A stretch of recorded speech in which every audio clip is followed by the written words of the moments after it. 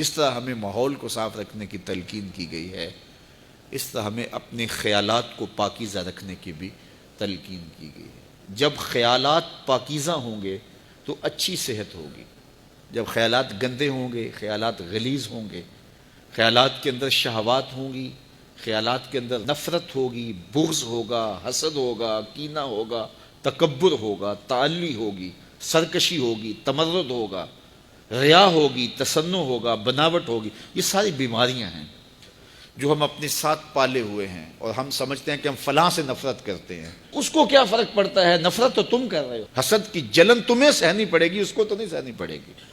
بغض رکھتے ہو، کینہ رکھتے ہو، نفرت رکھتے ہو، تو ہم کہتے ہیں ہم فلاں سے رکھتے ہیں۔ میاں فلاں کو کیا فرق ہے؟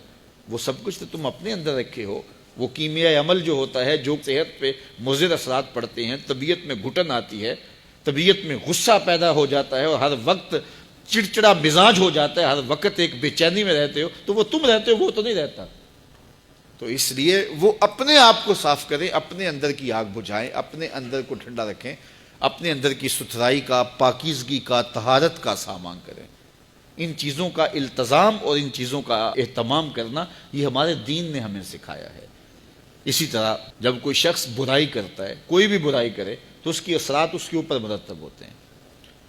تو برائی کے اثرات بد سے اس کے اندر کا نظام بگڑ جاتا ہے، باطن کی طہارت ختم ہو جاتی ہے، اور باطن کی طہارت کو بہت زیادہ اہمیت دی ہے شریعت اسلامیہ نے۔ حسد کے کوڑے، بغض کا کچرا اور نفرت کا جو ہے وہ گند تمہارے اندر اگر جمع ہوتا رہے گا تو پھر اندر سے تعفن اٹھے گا، اور وہ تعفن تمہارے دماغ کو چڑھے گا، اور زندگی کا چین، زندگی کا قرار تمہارا لٹ جائے گا، اور تم سمجھو گے کہ شاید فلاں کی وجہ سے ایسا ہوا، ہم نے خود نفرتیں پالی، خود اپنے اندر گندگی اور غلاظت ڈالی۔ کچھ اعضاء ہمارے ظاہری ہیں، کچھ اعضاء ہمارے باطنی ہیں۔ آنکھیں عضو ظاہری ہیں، کان، زبان، ہونٹ، ٹانگیں، ہاتھ، یہ ظاہری اعضاء ہیں، اور کچھ اعضاء باطنی ہیں۔ دماغ باطنی عضو ہے، دل باطنی عضو ہے۔ تو یہ جو ظاہری عضو ہیں، اس کی کچھ غلاظتیں، گندگیاں ظاہری ہیں، اور ان کی غلاظتیں کچھ باطنی ہیں۔ مثال کے طور پہ ہاتھ کے اوپر میل لگ گیا، ہاتھ کے اوپر کوئی نجاست لگ گئی، تو یہ عضو ظاہری کی ظاہری غلاظت ہے، تو اس کو پانی سے صاف کیا جا سکتا ہے۔ پاؤں کو چلتے چلتے کوئی گندگی غلاظت لگ گئی تو آپ آ کے اس کو جلدی سے دھو لیں گے، یہ عضو ظاہری کی ظاہری غلاظت ہے۔ لیکن ان اعضاء کی ایک باطنی غلاظت بھی ہے۔ مثال کے طور پہ یہ ہاتھ ہے، یہ عضو ظاہری ہے، اس کی ظاہری غلاظت تو یہ تھی کہ اس کے اوپر کوئی گندگی لگ گئی، لیکن باطنی غلاظت یہ تھی کہ اس ہاتھ سے تم نے کسی سے ظلم کیا، تو یہ باطنی غلاظت لگ گئی۔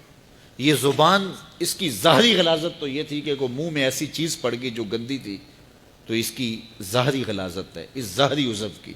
لیکن اس ظاہری عضو کی باطنی غلاظت کیا ہے؟ اس زبان سے جھوٹ بول دیا، اس زبان سے بہتان لگا دیا، اس زبان سے کسی کو گالی دے دی، اس زبان سے سب و شتم کیا، اس زبان سے کسی کے لیے برا لفظ بول دیا، تو اس عضو ظاہری کی یہ باطنی غلاظت ہے۔ اس طرح یہ آنکھ کی ظاہری غلاظت یہ ہے، اس کے اندر کوئی میل پڑ گئی تو یہ ظاہری غلاظت ہے، لیکن اس آنکھ کو شہوت سے بھر لیا، گوشۂ چشم سے کسی کی تحقیر کی، کسی کی تذلیل کی، تو اس ظاہری عضو کی باطنی غلاظت ہوئی۔ اسی طرح باقی اعضاء بدنیاں ہیں، تو ہر عضو کی جو ظاہری ہے اس کی ایک ظاہری غلاظت ہے، اس کی ایک باطنی غلاظت ہے۔ تو ہمیں کہا گیا کہ ہم اپنے اعضاء جو بدن کے ہیں ان کے ظاہر کو بھی صاف رکھیں، اور ان کو باطنی غلاظتوں سے بھی پاک رکھیں، ستھرا رکھیں۔ اس طرح ہمارے باطنی اعضاء ہیں۔ مثال کے طور پہ دماغ ہے، دماغ کی بیماری اور دماغ کی غلاظت ہے، اس کو تکبر پیدا ہو جاتا ہے، عجب پیدا ہو جاتا ہے۔ یہ خمار انسان کو کہ میں بڑا ہوں، یہ انسان کو چھوٹا کر دیتا ہے، یہ انسان کی زندگی کا چین چھین لیتا ہے، یہ تقوی کو اجاڑ دیتا ہے، یہ باطن کے پلے چھوڑتا کچھ نہیں کہ میں بڑا ہوں۔